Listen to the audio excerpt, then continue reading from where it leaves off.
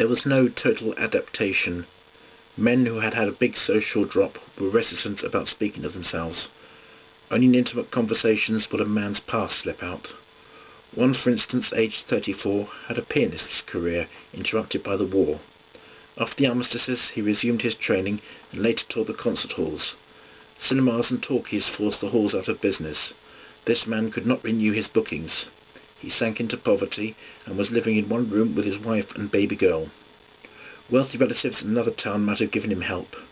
Too proud to ask them, he was finally driven to the parish. Just temporary assistance he wanted, for himself, wife and child. As soon as he got a booking, he would pay the money back. One booking would last him for years. He was granted 22 shillings.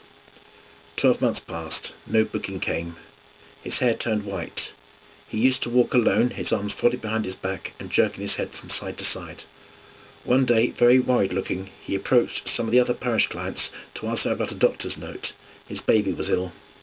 A couple of men went back with him to the parish office, showed him where to get the note, took him next into the crowded waiting room, and sat on a form while the doctor was disposing of a long row of snuffling bronchial cases huddled together in their stinking rags.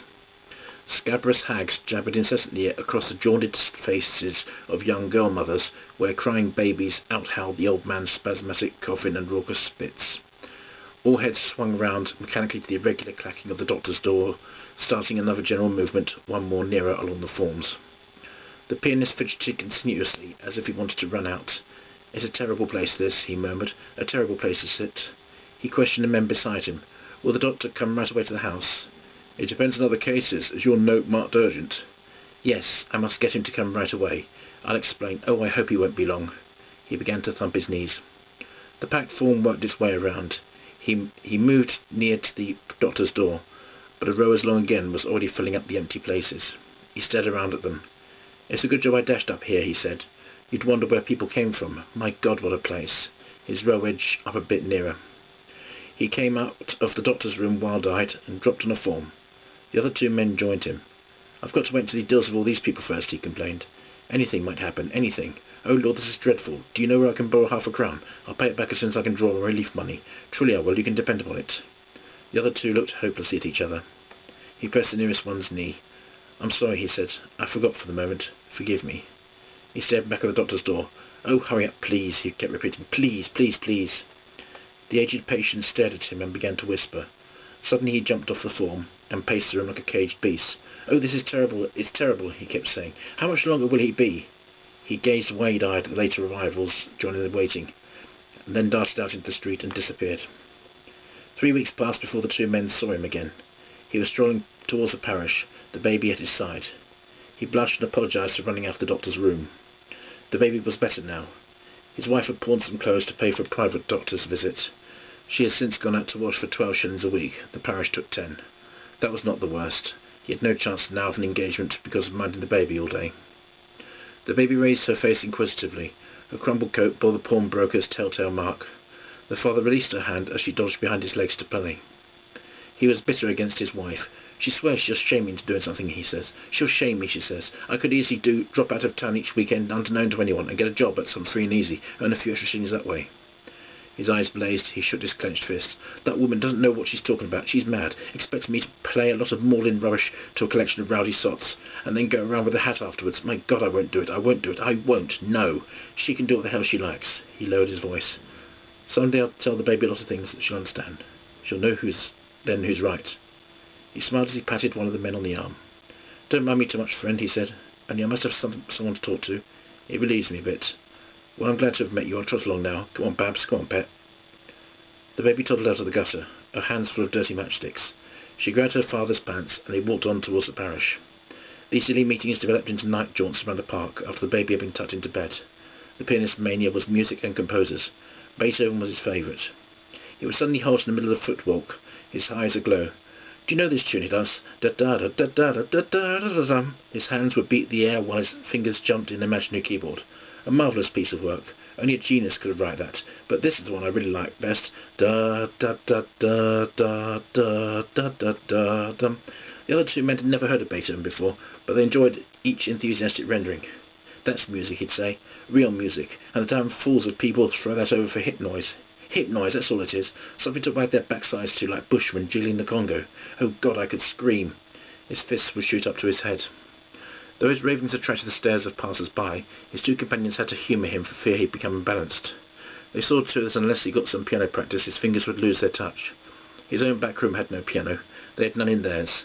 They questioned acquaintances, sought out those with pianos, and arranged for the pianist to call at night to comment on their respective tones. In that way he managed a few hours' practice. At no time in his back street houses was his private history divulged. He was formally introduced, shown into the tidy parlour, and went right across to the piano. Opening the lid, he would strike the keys. If the tone was passable, he sat down on the stool and played in a world his own. If one of the listeners spoke aloud, he swung round glaring, then bent full weight over the keys. Gradually his body straightened up again, his finger touch grew lighter, and as he sat smiling absently to himself, the listeners nodded to each other with delight.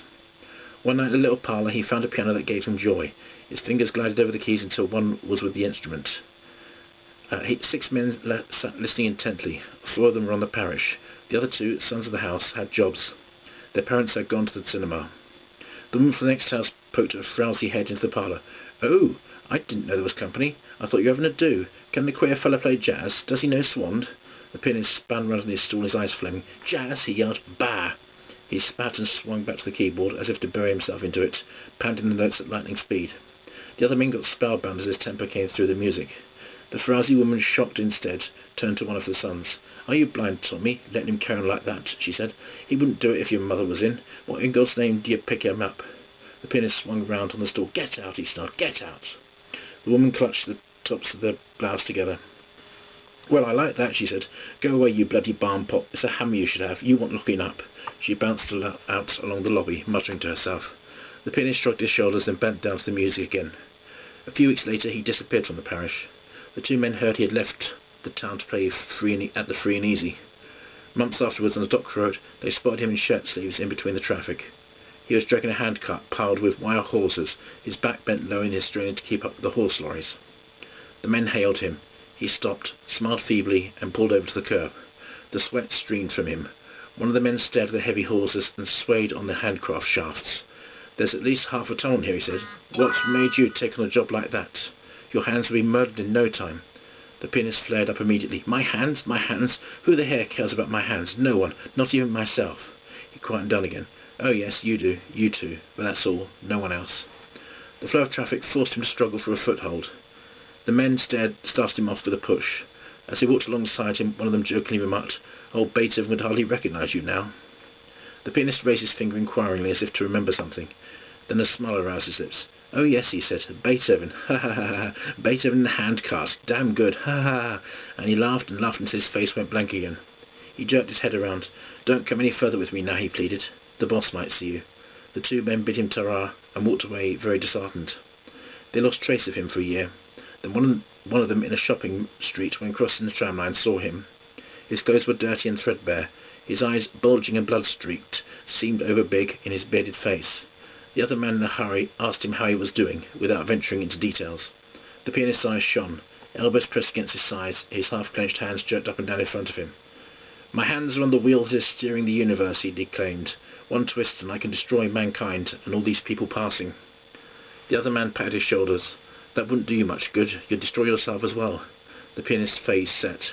"You're wrong, friend," he declared. "I am the indestructible. I am in control." A tram driver clanged his bell.